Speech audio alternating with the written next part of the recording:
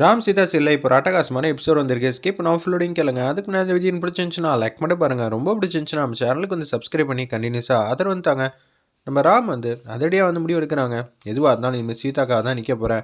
கல்பனா எங்கே காணுங்கிற மாதிரி துரை வந்து கேட்குறாங்க. உங்களுக்கு யாரும் தெரியாதா? சரி நானே வந்து பேச்ச ஆரம்பிக்கிறேன்னு சொல்லி அவங்க காற்றுல ஏதோ ஒரு விஷயம் வந்து பண்ணிகிட்டு இருக்காங்கன்னு சொல்லி கல்பனா வந்து மாட்டி விட்றாங்க. ஏய் சும்மானு இருக்க மாட்டியாடான்னு சுபாஷ் வந்து கத்துறாங்க. ஐயர் வந்து பூஜையெல்லாம் வந்து நல்லபடியாக வந்து பண்ணி முடிச்சிடுறாங்க. பண்ணி முடிச்சதுக்கப்புறம் சுபாஷ் அவங்களுக்கு வந்து பணம் கொடுங்கன்னு சொன்னோன்னா பணத்தை வந்து கொடுத்துட்றாங்க. ஒரு 10,000 கிட்ட பணம் கொடுத்துருக்காங்க. எதுக்கு தெரியுமா வந்து மகாலட்சுமி வந்து இங்கே வர சொல்லியிருக்காங்க. எல்லாம் பாஸ் உங்களுக்காக தான். சித்தி எனக்காகவே வர சொல்லியிருந்தீங்க. அவங்க எப்போதும் வந்து இந்த குடும்பத்துக்கு நல்லா இருக்கணும் தான் ஆரம்பத்துலேருந்து இப்போ வரைக்கும் வேண்டிப்பாங்க. அவங்களுக்காக வேண்டிக்கிட்டு பார்த்ததே இல்லை. இது எல்லாம் வெளி வேஷம். இதுதான் எனக்கு நல்லாவே தெரியுமே அப்படின்னு சொல்லும்போது ஐயர்கிட்டருந்து குங்குமம் வாங்கி எல்லாருக்கும் வந்து வச்சு விட்றாங்க. அந்த இடத்துல மகாலட்சுமி அப்பன்னு பார்த்து சீதா வந்து எனக்கும் வச்சு விடுங்கன்னு சொல்லி வாய்கிட்ட வந்து விரல வந்து வச்சுக்கிட்டாங்க. உடனே வந்து அவங்களும் வந்து நெத்தியில் வந்து வச்சு விட்ற மாதிரி காட்டுறாங்க. ரொம்பவே சூப்பராக இருந்துச்சுன்னே சொல்லலாம். எல்லோரும் வந்து வெகுவாக வந்து பாராட்டுறாங்க. நீங்கள் ஐபிஎஸ் ஆகி முடிச்சதுக்கப்புறமேட்டுக்கு ராம் சார் நீங்களும் வந்து கோயிலுக்கு வந்து சாமியை வந்து வேண்டிக்கணும் சரிங்களா?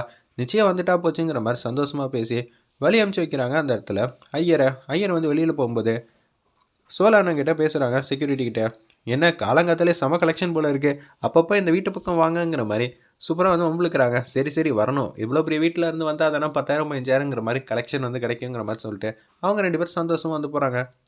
சீதா கிட்ட வந்து பேசுகிறாங்க. சீதா ரொம்ப சோகமாக ஃபீல் பண்ணுறாங்க. என்ன சீதா நீ சிரிச்சுக்கிட்டு இருந்தால் தான் எனக்கு எனர்ஜி டானிக், நீ சோகமாக உம்முன்னு இருந்தா நான் எப்படி ட்ரைனிங் செஷன் போவேன், என்னாலாம் போகவே முடியாது உன்னை விட்டுட்டுங்கிற மாதிரி அந்த இடத்துல ஃபீலிங்காக வந்து பேசுகிறாங்க. இதை கேட்டவொன்னு வந்து பேர் எதிர்ச்சியாக வந்து நிற்கிறாங்க. அந்த இடத்துல நம்ம ராம் என்ன சீதா ஃபீலிங்காக வந்து இருக்கியே கொஞ்சமாவது சிரிங்க அப்படின்னு சொல்லி கெஞ்சும் போது சரி பாஸ் உங்களுக்காக நான் சிரிக்கிறேன். போன வாட்டி தப்பு நடந்ததெல்லாம் இந்த வாட்டி தப்பு நடக்கவே கூடாது.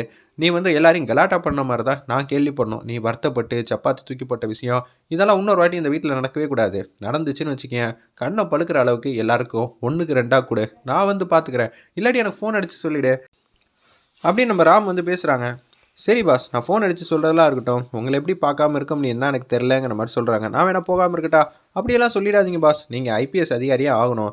அதுதான் என்னோட கனவு ஆசை லட்சியம் எல்லாமே. சில கஷ்டத்தை தாங்கி தான் ஆகணும்னா தாங்கிக்கிறேன். கஷ்டங்கிறது என்னை பிரிஞ்சதாக தான் இருக்கணும் தவிர மற்றவங்களால உனக்கு கஷ்டம் வரக்கூடாது சரியா? பாஸ் நான் பார்த்துக்கிறேன் பாஸ், எதுவாக இருந்தாலும் நீங்கள் தான் சொல்லிட்டீங்களே தில்லான சீதாவாக இருக்கணும்னு, நான் அதே மாதிரி நடந்துக்கிறேங்கிற மாதிரி அதிரடியாக வந்து பேசுகிறாங்க. அந்த இடத்துல நம்ம சீதா அப்போன்னு பார்த்து மீரா வராங்க. என்ன ரொம்ப ஃபீலிங்காக சென்டிமெண்ட்டாக போயிட்டுருக்கா? நான் இருக்கேன்டா நான் பார்த்துக்க மாட்டேன்னா அப்படின்னு சொல்லிட்டு இருக்காங்க. நீங்களாம் இருக்கிற தைரியத்தில் தான் சீதா வந்து விட்டுட்டு போகிறேன். அவன் நல்லபடியாக பார்த்துக்கங்க. துரை வந்துடுறாங்க. எப்போதும் போல் செம்மையாக வந்து காமெடி பண்ணுறாங்க. துரை நீ ஐபிஎஸ் அதிகாரியாக ஆகணும். ஆனதுக்கப்புறம் உனக்கு நான் 3 வேலை தரப்போகிறேன் சரியா? அந்த 3 வேலையை சிறப்பாக வந்து முடிச்சிடணும். என்ன வேலை சொல்லுங்கள் மாமா, சிறப்பாக செஞ்சிடலாம். இப்போயே ஐபிஎஸ் அதிகாரின்னு சொல்கிறீங்க, ட்ரைனிங்லாம் முடிச்சுட்டு நல்லபடியாக போஸ்டிங் கிடைக்கணும்னா அதுக்கு இன்னும் ஏகப்பட்ட கடலை தாண்டணும். டேய் முதல்ல எக்ஸாம் பாஸ் பண்ணியாச்சு, ட்ரைனிங் செஷனில் உனக்கு இருக்கிற ஃபிசிக்கல் உடம்பு வச்சு ஈஸியாக எல்லாரையும் அடித்து தும்சம் பண்ணிட மாட்டியா? அங்கே அடிக்கிற வேலையெல்லாம் இல்லை, லாங் ஜம்ப்பு ஹை ஜம்ப்பு அது மாதிரி தான் இருக்கும் ரன்னிங்னு. அதெல்லாம் எல்லாம் கலக்கி வேணாங்கிற மாதிரி சந்தோஷப்பட்டு பேசும்போது என்ன வேலை மாமா சொல்லுங்கள். முதல்ல என் கூட பிறந்தாலே மகாலட்சுமி அவளை தூக்கி உள்ளே வைக்கணும். அதுக்கப்புறமேட்டுக்கு கல்பனா இன்னொன்று அர்ச்சனா, இந்த 3 பேரையும் தூக்கி உள்ளே வச்சுட்டேன்னு வச்சுக்கேன் இந்த குடும்பத்தில் சண்டை சச்சரவு எதுவுமே வராதுங்கிற மாதிரி சந்தோஷமாக ஹாப்பியாக வந்து பேசுகிறாங்க. இப்போயே லிஸ்ட்லாம் போட்டிங்களா? இன்னும் ஒருத்தர் இருக்காங்க, அவங்கள பண்ணோன்னு வச்சுக்கோங்களேன் எல்லா பிரச்சனையும் முடிஞ்சிடும். யாரை? துரை தான். நீங்கள் தான் ஆகுனா நைட்டான நிதானம் எல்லாம் ஆகுறீங்களே அது தப்பு தானே? அப்போனா உள்ளே கூட்டி போயிட்டு குச்சி வச்சு அடின்னு அடிச்சேன்னு வச்சுக்கேன் கொஞ்சமாவது திருந்துவாப்பில் துரைங்கிற மாதிரி காமெடி பண்ணுறாங்க. சரிடா தப்பு பண்ணாத, எனக்கே இந்த மாதிரி தப்புனா அவங்கெல்லாம் நினச்சேன் சிரிச்சேங்கிற மாதிரி காமெடி பண்ணுறாங்க. உங்கள் 2 பேரையும் நம்பி தான் வந்து நான் சீதா வந்து விட்டுட்டு போகிறேன். சீதா கண்ணில் ஆனந்த கண்ணீர் தான் வரணும், அழுகாச்சி வந்துடக்கூடாது. நீங்கள் தான் பார்த்துக்கணும். நாங்கள் 2 பேர் இருக்கோம், உறுதுணையாக இருப்போம். இன்னொன்று சேதுராமன் இருக்காப்புல, அவரை மீறி இந்த வீட்டில் ஏதாவது ஒரு துரும்பு வந்து மாறிடுமா? இனிமேல் பெட்டி பாம்பாக தான் இருக்க போகிறாங்க ஒத்துமொத்த குடும்பம். சீதா கிட்ட வாழ ஆட்ட மாட்டாங்க. நீ இருந்தாலும் ஒரு வாட்டி எச்சரிச்சுட்டு போயிடுங்கிற மாதிரி துரை வந்து பேசுகிறாங்க. எதுக்கு தேவையில்லாமல் வந்து போகிற நேரத்தில் சண்டையை இழுத்துட்டு போகணுமா? அதெல்லாம் சரி வராது. அதெல்லாம் இல்லை, மாமா சொல்கிறது எல்லாம் கரெக்டு தான், பார்த்துக்கலாம் அப்படின்னு சொல்லிட்டு அதடியாக வந்து யோசிச்சுட்டு இருக்காங்க. ஊருக்கு கிளம்புற மாதிரி பெட்டியெல்லாம் படுக்கையெல்லாம் எடுத்து வச்சுட்டு அப்படியே வாசலுக்கு வந்து வராங்க. ராம் டைம் ஆகுது ராம் நீ ஏறு அப்படின்னு சொல்கிறாங்க வண்டியில். அப்போன்னு பார்த்து சீதாக்கா வந்து பேசுகிறாங்க. எல்லாமே வந்து சந்தோஷம்தான் இந்த வீட்டில், ஆனால் அப்படின்னு சொல்லி பேச்ச ஆரம்பிக்கும்போது நம்ம ராம் சுபாஷ் வந்து கடுப்பாயிட்டாங்க. நீ யார் பேச்செல்லாம் கேட்டுட்டு பொசுக்கு ஊருக்கு வந்துக்கிட்டு இருக்காத, நீ ஐபிஎஸ் அதிகாரியாக ஆகணும்னு சொல்லி சீதாவை பார்த்து பேசுகிறாங்க. அந்த இடத்துல நம்ம சுபாஷ் உன்ன ராம் வந்து கடுப்பாயிட்டாங்க. சீதாவை பார்த்து பேசுகிறீங்க, அவளுக்கு இந்த வீட்டில் எல்லோரும் நல்லா இருக்குன்னு தான் ஆசை, ஆனால் குடஞ்சல் கொடுக்கறதெல்லாம் வேற யாரோ பண்ணிக்கிட்டு இருக்காங்க அப்படின்னு சொல்லி சுபாஷை வந்து செமையா வந்து நோஸ்கேட் பண்ணிடுறாங்க. அர்ச்சனா வந்து கடுப்பாயிட்டாங்க. இப்போல்லாம் நீ எங்களை பிடிக்கவே மாட்டேங்குது. என்ன ஆச்சுன்னே தெரில. சீதா பக்கம் டோட்டலாக சாஞ்சிட்டேன். இது நல்லதுக்கு இல்லை அப்படின்னு சொல்லும்போது, உங்களை பற்றி இருக்கிற விவரம் தான் எனக்கு முழு விவரம் தெரியுமே.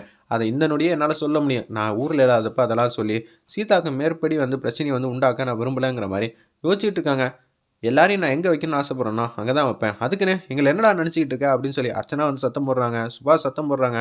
மகா வந்து கடுப்பாயிட்டாங்க. ராம் ஊருக்கு போகிற நேரம் பார்த்து என்ன குடைச்சல் கொடுத்துக்கிட்டு இருக்கீங்க?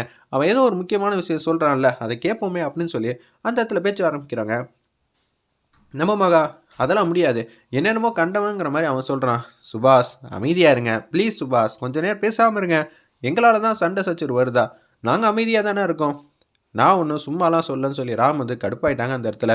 நீங்கள் சீதாவை பார்த்து பேசினால தான் நான் வந்து ஆத்திரமாக பேசுகிற மாதிரி ஆயிடுச்சு. உங்களுக்கு என்ன அப்பா, உங்களுக்கு நீங்கள் எல்லோரும் ஒத்துமையாக இருங்க. நாங்கள் இருந்தால் தான் பிரச்சனை வருதுன்னா நம்ம இங்கேருந்து போகலான்னு சொல்லிட்டு அர்ச்சனாவும் சுபாஷும் அங்கேருந்து கிளம்ப பார்க்குறாங்க. முதல்ல இங்கே நிற்கிறீங்களா? உங்கள்கிட்ட நிறையா விஷயம் வந்து பேச வேண்டிய இருக்குங்கிற மாதிரி அந்த இடத்துல வந்து சொல்கிறாங்க. எந்த உண்மையை கண்டுபிடிச்சான்னு தெரியலையே. எல்லாட்டையும் தான் பொதுவாக சொல்கிறேன். நான் கேரளாவில் நான் இருந்தப்போ அப்பா கூடிய ட்ரீட்மெண்ட்டில் இந்த வீட்டில் யார் யாரெல்லாம் எப்படி எப்படியெல்லாம் டிசைனாக குடைச்சல் கொடுத்தாங்கன்னு தெரியும். டாப் டு பாட்டம் வரைக்கும் யார் யார் என்னென்ன தப்பு பண்ணியிருக்காங்கன்னு சுத்தமாக எனக்கு தெரியாமலாம் இல்லை. ஒவ்வொருத்தவங்க டைனிங் டேபிள் உட்கார விடாமல், சாப்பாடை வந்து போட விடாமல் வேலைக்காரியாக பார்க்கணும்னு சொன்னாங்க. அதுவும் இந்த வீட்டுக்கு ஒரு வேலைக்காரி இருந்தால் போதும்னு சொன்னாங்கன்னு சொல்லி மகா வந்து முக்கா இருக்கிறாங்க. அடுத்தது சப்பாத்தியை தூக்கிப்பட்ட விஷயம். சிறுவண்டுங்களா, சீதா வந்து இன்னொரு வாட்டி ஏதாவது இந்த மாதிரி கஷ்டத்தை வந்து அனுப்பிச்சானா அப்புறம் நான் சும்மா இருக்க மாட்டேன். எனக்கு ஐபிஎஸ்லாம் முக்கியமே இல்லை. ஐபிஎஸ் முக்கியமா சீதா முக்கியமானா எனக்கு சீதா தான் முக்கியம். அதனால் பார்த்து நடந்துக்கங்க. இல்லாட்டின்னு வச்சுக்கோங்களேன், நான் மனுஷராக கூட நடந்துக்க மாட்டேன். அடுத்த நொடியே வந்துடுவேன். சீதா கண்ணில் ஒரு சொட்டு கண்ணீர் வந்தால் போதும், நான் இங்கே இருந்துடுவேன். எனக்கு ஐபிஎஸ்ங்கிற ஆசையே முக்கியம் இல்லை. டேய், நாங்கள் ஏதோ பிரச்சனை பண்ணுற மாதிரி சொல்கிறீங்க. ஆமாம், நீங்கள் பிரச்சனையாக பண்ணுறீங்க. ஆளையே அனுப்பிச்சி வைக்கணும் தான் நினைக்கிறீங்கன்னு சொல்லி ராம் வந்து மனசில் நினச்சிட்டு இருக்காங்க. சரிப்பா, டைம் ஆகுது. அப்பா, நான் சொல்ல வேண்டியதெல்லாம் சொல்லி முடிச்சிடுறேன். ராம் சொல்லு ராம், எதுவாக இருந்தாலும் அது தைரியமாக சொல்லுங்கிறாங்க. இந்த வீட்டில் சீதாவை நல்லபடியாக பார்த்துக்கோங்க, அது போதும். நாங்கள் பெருசாக எதுவும் ஆசைப்படுறதில்ல. ஆமாம், ஆசைப்படுறதில்லன்னு சொல்லி ஒத்துமொத்த சொத்தையும் உன் பொண்டாட்டி பேரில் தாண்டா எழுதி வச்சிருக்கேன்னு சொல்லி சுபாஷும் ஆச்சரியம் மனசில் நினச்சிட்டு இருக்காங்க. அந்த இடத்துல சரி போகலாம்ப்பா அப்படின்னு சொல்லணும். சேதுராமன் வந்து வழி அனுப்பிச்சி வைக்கிறாங்க. காரில் ஏறி ராம வந்து ஏற்றி வைக்கிறாங்க. சேதுராமனும் ராம கார் எடுத்துகிட்டு அப்படியே வந்து ஏர்போர்ட் பக்கம் போயிட்டுருக்காங்க. ஒரு பக்கம் வந்து சீதாக்கா வந்து ஜன்னலை திறந்து ஷேக் பண்ணி கையை வந்து ஆட்டுறாங்க. வேறு லெவலில் மாசாக இருந்துச்சுன்னே சொல்லலாம் அந்த சீன்லாம். எல்லோரும் உள்ளே போயிட்டாங்க. அப்பன்னு பார்த்து கல்பனா வராங்க. இன்றைக்கி ஆட்டத்தை வந்து ஆரம்பிச்சிடலாம் சொல்லி அர்ச்சனா வந்து பேசும்போது, சபாஸ் சரியான முடிவு எடுத்திருக்கீங்க. ஆமாம், இனிமேட்டு நம்ம பார்த்து சுதாரணமாக தான் ஆட்டத்தை ஆரம்பிக்கணும். நம்மளால் இந்த வீட்டில் எந்த பிரச்சனையும் கொடுக்கக்கூடாது. ஆனால் பிரச்சனை பண்ணிக்கிட்டே இருக்கணும். சீதா வந்து நிம்மதி இல்லாமல் இருக்கணும். சபாஸ் மகா, சூப்பராக வந்து திட்டம் போட்டிருக்கேன். ஏன்னா நம்மளால் வந்து பிரச்சனை வந்துச்சுன்னு தெரிஞ்சிச்சுன்னா அவன் வந்துடுவான். ராம் அப்படி இருக்கும்போது அவனும் ஐபிஎஸ் அதிகாரியாக ஆகணும். இந்த 3 மாதத்தில் குடைச்சல் மேலே குடைச்சல் கொடுக்கணும். என்ன பண்ணலாம் அப்படின்னு சொல்லும்போது மந்திர தந்திரத்தை வச்சு நான் ஒத்துமொத்த சொத்தையும் வந்து எழுதி வாங்க போகிறேன் சீதா கிட்டேருந்து. உனக்கு கல்பனா வந்து சிரிச்சுக்கிட்டே இருக்காங்க. மகா வந்து எரிச்சலாகி கத்துறாங்க கல்பனாவை பார்த்து.